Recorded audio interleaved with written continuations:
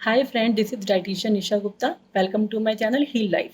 आज हम बात करेंगे हार्मोन्स की कि हार्मोन्स हमारे लिए कितनी ज़्यादा इम्पॉर्टेंट है। और जब हार्मोन का असंतुलन हो जाता है, हार्मोन इम्बैलेंस हो जाते हैं, तो सिर से लेकर पैर तक हमें सैकड़ों परेशानियां आ जाती हैं। फ्रेंड्स, हमारा शरीर 30 खरब सेल से मिलकर बना है। ये सेल एक साथ इकट्ठा मिलकर कार्य करते हैं। चाहे ऑर्गन्स की फॉर्मेशन हो, लाइफ की मेंटेनेंस हो, हृदय का सही प्रकार से काम करना हो, पैनक्रियाज, लीवर, किडनी, ब्रेन, सबके लिए ये जो सेल्स हैं वो एक साथ मिलकर काम करते हैं। हम इसीलिए सरवाइव कर पाते हैं क्योंकि इन सेल्स की कम्युनिकेशन की वजह से कि 30 खरब सेल की जो बायोलॉजी है, फिजियोलॉजी है, केमिस्ट्री है, उसकी जो कोऑर्डिनेशन है वो ज़बरदस्त है। हम जागते हैं, सोते हैं, ये सेल्स लगातार अपना फंक्शन करते रहते हैं और हम शरीर के अंदर कोई ना कोई फंक्शन चलता ही रहता है। हॉर्मोन्स केमिकल मैसेंजर हैं। अगर इनके कम्युनिकेशन के अंदर कोई भी प्रॉब्लम आती है तो हमारे शरीर में कोई ना कोई डिसीज़ के फॉर्म में परेशानी आ जाती है। और अगर इनका कम्युनिकेशन बिल्कुल ठीक है तो हम हेल्दी शरीर के मालिक होते हैं और बीमारियों से लड़ने की एबिलिटी होती है हमारे अंदर। Estrogen, progesterone, adrenaline, testosterone, insulin, ये सभी हार्मोन्स होते हैं। और हार्मोन्स और शरीर के अंदर जो कोऑर्डिनेशन है, हम उसको लाइफस्टाइल के द्वारा अपने लाइफस्टाइल को चेंज करके उसकी लॉजिकल अंडरस्टैंडिंग को बढ़ा सकते हैं कि किस तरीके से शरीर और हार्मोन के अंदर एक कोऑर्डिनेशन को बनाया जाए। किसी भी ग्लैंड से निकलने वाले सिक्रीशन को हार्मोन कहते हैं। ग्लैंड जैसे कि एड्रिनल ग्लैंड, पैनक्रियाज एक ग्लैंड है, थायराइड एक ग्लैंड है। अगर किसी हार्मोन में प्रॉब्लम है तो इसका मतलब ये है कि उसके ग्लैंड में भी प्रॉब्लम होगी। सिर्फ एक इम्बैलेंस हार्मोन्स का, जस्ट एक इम्बैलेंस सैकड़ों परेशानियां खड़ी कर सकता है। तो हमें रूट कॉज पे जाना होगा, अपने लाइफस्टाइल को चेंज करना होगा। ये सारे हार्मोन्स को मिलाकर ग्लैंड्स, ऑर्गन्स को जब मिलाकर हम बोलते हैं तो उसको एंडोक्राइन सिस्टम कहते हैं। एंडोक्राइन सिस्टम हार्मोन्स की फंक्शनिंग को और हार्मोन्स की रेगुलेशन को इन्फ्लुएंस करता है। हार्मोन का सिक्रीशन अगर ज़्यादा होता है तो वो भी एक प्रॉब्लम है, और यदि कम होता है तो वो भी एक प्रॉब्लम है। जैसे फॉर एग्जांपल, अगर टी थायराइड ग्लैंड से T3 T4 का सिक्रीशन कम हो जाता है तो पिट्यूटरी ग्लैंड से TSH का सिक्रीशन बढ़ जाता है। उस बीमारी को कहते हैं हाइपोथायरॉयडिज्म।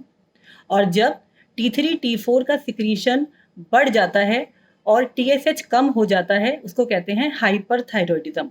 यदि आप इन बीमारियों के बारे में और ज़्यादा जानना चाहते हैं तो आप मेरी वीडियो देख सकते हैं, जिसका कि लिंक आपको मेरे डिस्क्रिप्शन से मिल जाएगा। तो दोनों ही प्रॉब्लम्स हैं और हमको अपना लाइफस्टाइल चेंज करना भी होगा। तो कम्युनिकेशन की हम बात कर रहे हैं। जब भी कोई रिश्ते के अंदर कम्युनिकेशन की प्रॉब्लम आती है, जैसे कोई रिश्ता हो, सिबलिंग का रिश्ता हो, पेरेंट्स एंड बच्चों का रिश्ता हो, पति पत्नी का रिश्ता हो, अगर किसी भी रिश्ते के अंदर ब्रेकडाउन आता है तो कम्युनिकेशन की प्रॉब्लम आती है। उसी तरीके से यदि हार्मोन्स की मैसेजिंग के अंदर कोई प्रॉब्लम आती है तो उससे हमारे कम्युनिकेशन में प्रॉब्लम आती है, मैसेजेस के अंदर प्रॉब्लम आती है। अपनी बॉडी को वो देना चाहिए जिसकी इसको ज़रूरत है। अपनी बॉडी की ज़रूरतों को माइंडफुली सुने। We can't balance our hormone, intelligence of human body do its job. अब मैं आपको बताती हूँ कि क्या क्या सिम्टम्स होते हैं कि हमें ये पता चलता है कि हार्मोन इम्बैलेंस हो गए हैं।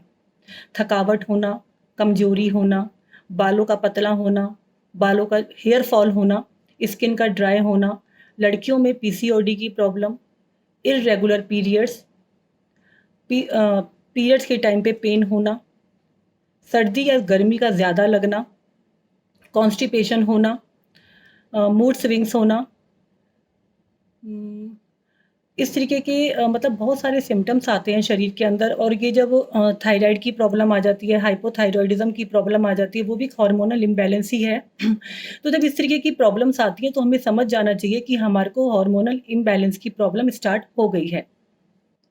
क्या-क्या कारण होते हैं कि हार्मोन्स इम्बैलेंस की प्रॉब्लम हो जाती है? सबसे इम्पोर्टेंट है नींद, नींद और नींद। भगवान ने रात सोने के लिए ही बनाई है। आपको पता है रात को जब आप सोते हैं तो क्या मैजिक होता है? 2 हार्मोन्स होते हैं, लेप्टिन और ग्रेलिन। लेप्टिन हार्मोन एक सैटिस्फैक्टरी हार्मोन है और ग्रेलिन हार्मोन हंगर हार्मोन है। तो लेप्टिन हार्मोन हमारे शरीर में ये बताता है कि अब आपको और भूख नहीं है, अब आप और नहीं खाएँगे। आपका पेट भर गया है, तो आपको वो एक तृप्ति का एहसास करवाता है। तो जब आप सोते हैं, तो लेप्टिन हार्मोन बढ़ जाता है और ग्रेलिन हार्मोन जो कि आपको हंगर हार्मोन होता है, जो आपको बार-बार ये ट्रिगर करता है कि आप और खाइए, अभी आपको भूख और लग रही है। तो जब आप सोते हैं, तो ग्रेलिन का लेवल कम हो जाता है। इसके अलावा जब हम अच्छे से रात को साउंड स्लीप लेते हैं, तो जो इंसुलिन का लेवल है, वो भी हमारा पर्याप्त मात्रा में इंसुलिन सिक्रीट होता है। इसके अलावा जो ग्रोथ हार्मोन है, ऐसा नहीं है कि ग्रोथ हार्मोन केवल बच्चों की रिक्वायरमेंट है। जब हम बड़े हो जाते हैं, तो भी टिश्यूज़ की रिपेयर के लिए और हेयर के लिए, स्किन के लिए हमको लगातार ग्रोथ हार्मोन्स की आवश्यकता होती है। तो जब आप अच्छी साउंड स्लीप लेते हैं, तो ग्रोथ हार्मोन भी अच्छे से काम करते हैं। लड़कियों के अंदर पीसीओडी की प्रॉब्लम भी नहीं होती है यदि वो अच्छी प्रकार से नींद को लेती हैं। नेक्स्ट है एक्सरसाइज। एक्सरसाइज किसी भी फॉर्म में करें, चाहे आप वेट ट्रेनिंग करें, योगा करें, मेडिटेशन करें, प्राणायाम आसन करें, आप कार्डियो करें, किसी भी फॉर्म में यदि हम एक्सरसाइज करते हैं, तो सबसे जो एक हमारा हार्मोन है, इंसुलिन हार्मोन के लिए सबसे ज़्यादा फ़ायदा होता है। क्योंकि जब हम सेडेंटरी लाइफ़स्टाइल जीते हैं, एक्सरसाइज बिल्कुल भी नहीं करते हैं, तो इंसुलिन इंसुलिन की कमी हो जाती है हमारे शरीर के अंदर, जिसकी वजह से टाइप 2 डायबिटीज़ हो जाती है। और बच्चों के अंदर जब बच्चे सेडेंटरी लाइफ़स्टाइल जीते हैं, बिल्कुल भी एक्सरसाइज़ नहीं करते हैं, तो एक्स्ट्रा शुगर बॉडी में होती है, उसको कॉम्पेंसेट करने के लिए पैनक्रियाज़ ज़्यादा मात्रा में इंसुलिन को सिक्रीट करता है। तो टेम्परेरी इफ़ेक्ट में तो ये इंसुलिन ऑक्यूपाई हो जाता है, लेकिन लेटर ऑन क्या होता है कि ये इंसुलिन डार्क स्किन के रूप में अंडर आर्म्स में, गर्दन पे, नकल्स पे इकट्ठा होना शुरू हो जाता है, जिस बीमारी को कहते हैं एकैंथोसिस निग्रिकेंस। तो एक्सरसाइज़ करना बहुत इम्पोर्टेंट है, यदि हम चाहते हैं कि हमारे हार्मोन बैलेंस रहें और हमारा जो जीवन है वो शांतिपूर्वक चलता रहे। जब हम अच्छे प्रकार से नहीं सोते हैं, तो कार्बोहाइड्रेट की क्रेविंग्स होती हैं, शुगर की क्रेविंग्स होती हैं और एक्सरसाइज़ करने से ये क्रेविंग्स भी हमारी दूर हो जाती हैं। Sugar and junk food cells की कम्युनिकेशन को खराब करने का सबसे आसान तरीका है sugar, refined sugar, carbohydrate and junk food. तो सेल्स की कम्युनिकेशन को ठीक रखने के लिए शुगर को बिल्कुल भी ना लें, क्योंकि इनको लेने से तेज़ी से वज़न बढ़ता है, जिसकी वजह से भी हार्मोनल इम्बैलेंस की प्रॉब्लम हो जाती है। स्ट्रेस स्ट्रेस सबसे बड़ा कारण है जिससे कि हार्मोनल इम्बैलेंस हो सकता है, क्योंकि जब स्ट्रेस बढ़ता है, इसके अंदर नींद की कमी भी होती है, उसके कारण भी स्ट्रेस बढ़ता है।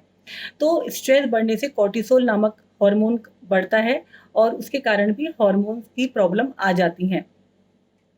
फाइबर की कमी, कई लोग फल और सब्जियां बिल्कुल भी नहीं खाते हैं, उनकी डाइट में फाइबर की कमी होती है, उसकी वजह से भी हार्मोन्स की प्रॉब्लम आ जाती है। इन कंट्रास्ट फाइबर की अधिकता, कई लोग इतना ज़्यादा फाइबर लेते हैं, तो जो उनकी कोलोन होती है, गट होती है, वो इरिटेट हो जाती है और उसकी वजह से गैस, ब्लोटिंग, कॉन्स्टिपेशन की प्रॉब्लम भी आ जाती है। एक वुमेन के अंदर 25 ग्राम पर डे जो फाइबर है वो इनफ होता है और जेंट्स के अंदर 38 ग्राम पर डे फाइबर सफिशिएंट होता है। तो इतना फाइबर आप लें। विटामिन बी 12 की कमी, विटामिन बी 12 की कमी की वजह से भी हार्मोनल इम्बैलेंस हो सकता है। इसके लिए आप मेरी वीडियो देख सकते हैं होमोसिस्टीन, इसका लिंक आपको डिस्क्रिप्शन से मिल जाएगा। अल्कोहल, सिगरेट एंड कैफ़ीन, इन तीनों को लेने से हमारे जो बैड हार्मोन्स हैं, जैसे कि कॉर्टिसोल हार्मोन है, वो बढ़ जाते हैं, टेस्टोस्टेरोन हार्मोन कम हो जाते हैं, इंसुलिन लेवल कम हो जाता है। तो कोशिश करें कि इन तीनों को ही ना लें। पुअर लाइफ़स्टाइल, इसके बारे में हम काफ़ी बात कर चुके हैं कि एक्सरसाइज़ की कमी, नींद की कमी, समय पे ना सोना, समय पे ना उठना, समय पे ना खाना, ये सारे आपके पुअर लाइफ़स्टाइल के अंदर आते हैं। कई लोग एक्सरसाइज़ बहुत ज़्यादा करते हैं, तो वो भी गलत है और एक्सरसाइज़ बिल्कुल ना करना भी गलत है। महिलाओं में एस्ट्रोजन व प्रोजेस्टेरॉन का जो एक लेवल होता है, वो सही रहना चाहिए। एस्ट्रोजन का लेवल बहुत ज़्यादा और प्रोजेस्टेरॉन का लेवल कम होने से यूट्रस के अंदर बहुत सारी प्रॉब्लम्स आ जाती हैं, फिब्रॉइड्स, पॉलिप्स और एंडोमेट्रियोसिस का लेवल बढ़ जाता है। तो इसके लिए कोशिश करें कि ये जो हार्मोनल बैलेंस को ठीक से रखें। बाहर का खाना बिल्कुल भी ना खाएँ। जिनको भी हार्मोनल इम्बैलेंस की प्रॉब्लम है, वे प्रयास करें कि बाहर का खाना बिल्कुल भी ना खाएँ। आप ऐसा कंपेयर कर सकते हैं जैसे आपने पालक की सब्ज़ी घर में बनाई और बाहर की खाई। तो बाहर की सब्ज़ी में ये लोग जो सुंदर बनाने के लिए कलर्स मिलाए जाते हैं, वो हार्मोन्स को ट्रिगर करता है, तो बाहर का खाना अवॉइड करें। कॉन्स्टिपेशन, हार्मोन इम्बैलेंस होने के बाद जो सबसे बड़ी प्रॉब्लम आती है वो है कॉन्स्टिपेशन की प्रॉब्लम। कॉन्स्टिपेशन को ठीक करने के लिए आप मेरी वीडियो देख सकते हैं जिसका कि लिंक आपको डिस्क्रिप्शन से मिल जाएगा। लोग कॉन्स्टिपेशन को ठीक करने के लिए लैक्सेटिव का सहारा लेते हैं। लैक्सेटिव का सहारा कभी-कभार ले तो कोई प्रॉब्लम नहीं है, लेकिन लगातार लेने से हमारी बॉडी के गुड बैक्टीरिया, सॉल्ट्स और वाटर शरीर से बाहर निकल जाते हैं। और यदि महिलाएँ लैक्सेटिव लेती हैं कॉन्स्टिपेशन से छुटकारा पाने के लिए, तो उनका जो एस्ट्रोजन का लेवल बढ़ जाता है, पहले बड़ी आंतों में, फिर लीवर में और फिर सेल्स में, जिसके द्वारा पूरे शरीर में एस्ट्रोजन का लेवल बढ़ जाता है और उनको हार्मोनल इम्बैलेंस की प्रॉब्लम स्टार्ट शुरू हो जाती है। तो इसके लिए आप अपने लाइफ़स्टाइल को ठीक करें, अपनी एक्सरसाइज़ बढ़ाएँ और आसन करें, खींच के आसन करें, जिससे कि आपके जो आते हैं वो खींचे और उनमें जमा हुआ जो मल है वो उखड़े और वो नीचे स्टूल फॉर्मेशन के लिए इकट्ठा हो और आपकी जो कॉन्स्टिपेशन की प्रॉब्लम है वो बिल्कुल ठीक हो जाए। तो जिन लोगों को कॉन्स्टिपेशन होता है, उनकी पहचान ये होती है कि उनका बेली फैट हमेशा बढ़ा हुआ होता है। तो आपको आसन करके अपने बेली फैट को भी ख़त्म करना चाहिए क्योंकि बेली फैट भी बहुत सारी परेशानियों का कारण होता है। विटामिन डी की कमी, विटामिन डी की कमी की वजह से भी हार्मोनल इम्बैलेंस हो जाता है क्योंकि इसकी कमी की वजह से ओस्टियोपोरोसिस की प्रॉब्लम हो जाती है जिसके अंदर की हड्डियाँ लगातार पतली होने लग जाती हैं। तो विटामिन डी की कमी को दूर करें आप। 70% जो विटामिन डी हमें मिलता है वो सूरज की रोशनी से मिलता है। तो 2 से ढाई घंटा सूरज की रोशनी में बैठें, फिज़िकल एक्सरसाइज़ करें, सूर्य नमस्कार करें, मशरूम वगैरह लें, ये हम डाइट सेक्शन में भी डिस्कस करेंगे। तो आप इससे अपने विटामिन डी की कमी को दूर कर सकते हैं।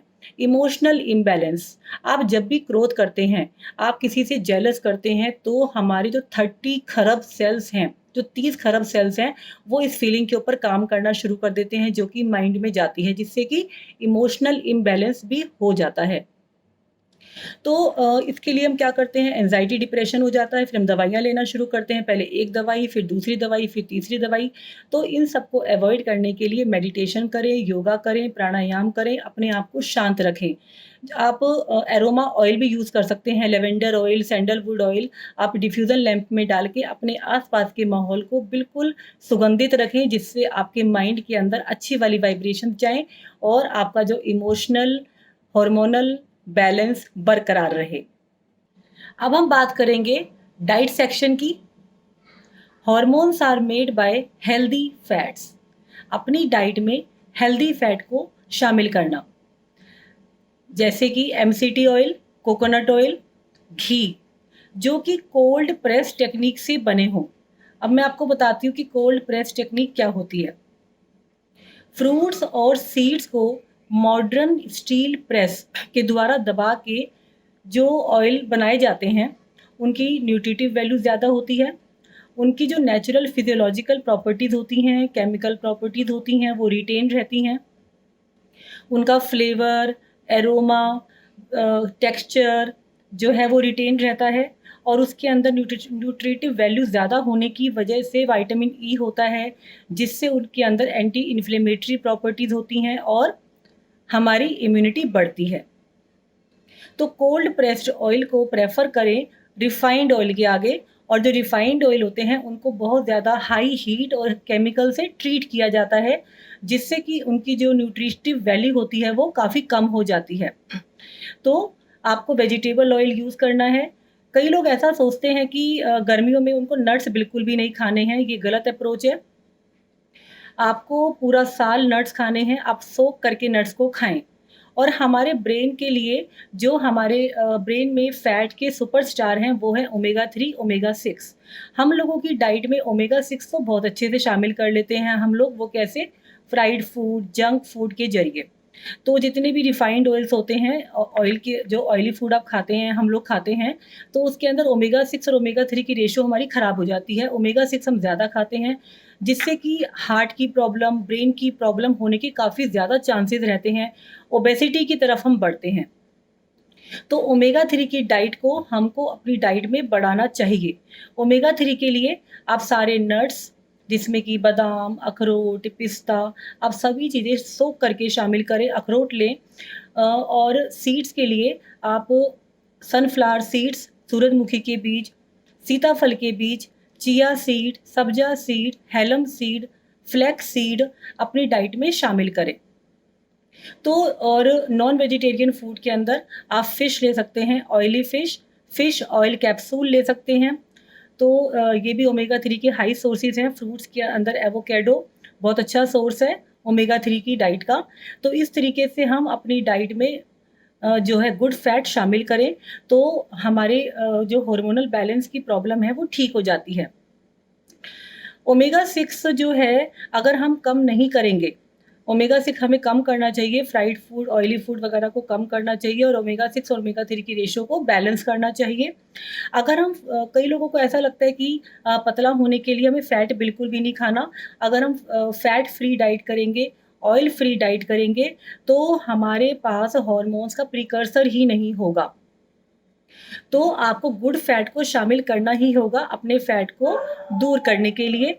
तो अगर आपको ऐसा लगता है कि आप बिल्कुल फैट को खाना छोड़ देंगे, तो स्किन का ग्लो ख़त्म हो जाता है और स्किन की प्रॉब्लम आ जाती हैं, हेयर फॉल होना स्टार्ट हो जाता है, तो गुड फैट को अपनी डाइट में शामिल करें। हॉर्मोन्स को बैलेंस करने के लिए विटामिन डी और विटामिन बी6 भी महत्वपूर्ण भूमिका अदा करते हैं। विटामिन डी हमें सूरज की रोशनी से 70% प्राप्त होता है और 30% के लिए हम डाइट सेक्शन के अंदर ऑरेंज जूस, अंडे का पीला भाग, पालक, सोयाबीन, फिश ऑयल कैप्सूल से आपको विटामिन डी मिल जाता है। विटामिन बी6 के लिए नॉन वेजिटेरियन डाइट जिसके अंदर की फैटी फिश, बनाना, ओट्स, सोयाबीन, पीनट्स और फोर्टिफाइड सीरियल्स, व्हीट से हमें बी6 मिलता है। तो जब इनको अपनी डाइट में शामिल करने से हमारा जो हार्मोन बैलेंस जो है वो ठीक हो जाता है, हार्मोन बैलेंस रहते हैं। और इसके अलावा विटामिन बी6 और विटामिन डी के अंदर हमें कुछ मिनरल्स भी मिलते हैं जो कि बहुत इम्पोर्टेंट है हमारे लिए, जैसे कि zinc, iron, selenium, calcium, chromium और पोटेशियम। तो ये भी हमारी हेल्थ के लिए और हार्मोन्स बैलेंस के लिए बहुत इम्पोर्टेंट है। कुछ जो है एंटी इन्फ्लेमेटरी फूड है, वो भी हमारे हार्मोन्स को बैलेंस करने के लिए बहुत इम्पोर्टेंट है, जैसे कि अदरक, हल्दी, लहसुन, टमाटर। तो आप इनको भी अपनी डाइट में शामिल करें, तो ये भी बहुत अच्छे रहते हैं। प्रोटीन डाइट, हमें अपनी हर मील के अंदर प्रोटीन लेना चाहिए। प्रोटीन को लेने से लेप्टिन हार्मोन बढ़ता है और ग्रेलिन हार्मोन कम होता है। मैंने आपको पहले भी बताया था इन दोनों हार्मोन्स के बारे में। और प्रोटीन को लेने से सैटिस्फैक्टरी वैल्यू आती है, पेट हमें भरा हुआ फील होता है और हम कम खाते हैं। तो जो प्रोटीन है वो आपको दूध और दूध से बनी चीज़ें से, टोफू में और दालों में, लेग्यूम्स में, स्प्राउट्स में, इसके ज़रिए आपको प्रोटीन प्राप्त हो जाता है और इससे हमारा हार्मोन्स भी बैलेंस रहते हैं। Minerals like magnesium, zinc, calcium hormones को बैलेंस करने में बहुत महत्वपूर्ण भूमिका अदा करते हैं। ये हमें मिल जाते हैं पत्तेदार सब्जियों से, कैरेट से, बनाना से, बीन्स, दालों से। प्रोबायोटिक्स, प्रोबायोटिक्स हेल्प करते हैं हार्मोन्स को बैलेंस करने के अंदर और ये हमें मिलते हैं दही से। दही की जितनी भी फॉर्म्स हैं, योगर्ट, लस्सी, छाछ, एपिगेमिया कर्ड, याकुल्ट जो मार्केट में अवेलेबल है, याकुल्ट ले सकते हैं। और इसके अलावा शहद, उसके अंदर एंटी माइक्रोबियल प्रॉपर्टीज़ भी होती हैं। फलों के अंदर केला, कस्टर्ड एप्पल जिसको शरीफा भी कहते हैं, सेब, तरबूज, इनको लेने से भी हमारी जो है प्रोबायोटिक्स होते हैं इसके अंदर और इम्यूनिटी बढ़ती है और हमारी हार्मोनल बैलेंस की प्रॉब्लम ठीक हो जाती है। सब्जियों में खीरा, टमाटर, मूली, शिमला मिर्च, सारी जो बेल पेपर्स होती हैं, गोभी वगैरह आप शामिल करें, इन सब से हमारा हार्मोन बैलेंस की प्रॉब्लम ठीक हो जाती है। अगर कोई पर्टिकुलर कोई हार्मोन इम्बैलेंस है, जैसे कि थायराइड की प्रॉब्लम है, तो हम क्रूसीफेरस फैमिली को मना करते हैं, जैसे कि गोभी, पत्ता गोभी, बंद गोभी और ब्रोकली। और जो ना लेने वाले फूड हैं वो हैं फ्राइड फूड, जंक फूड और जितने भी रिफाइंड ऑयल्स वगैरह जो हैं आपको नहीं लेने हैं। अपनी डाइट में पानी को शामिल करना ना भूलें। पानी पर्याप्त मात्रा में पिएँ, एक दिन में 10 से 12 गिलास पानी पीना बहुत इम्पोर्टेंट है। ये डिपेंड करता है आपका वर्क मोड क्या है और आप कैसे एनवायरनमेंट में रहते हैं, कौन से लोकेशन में रहते हैं, तो पानी तो आपको पीना ही चाहिए। पानी के बहुत सारे फ़ॉर्म्स आप ले सकते हैं, प्लेन पानी के अलावा नारियल पानी है, लस्सी, छाछ, दालचीनी का पानी, सारे सीड्स के पानी ले सकते हैं, दालचीनी वाटर, दालचीनी वाटर, सब्जा वाटर, चिया सीड वाटर, अलसी का पानी और आप सारी जो है black tea, green tea try कर सकते हैं।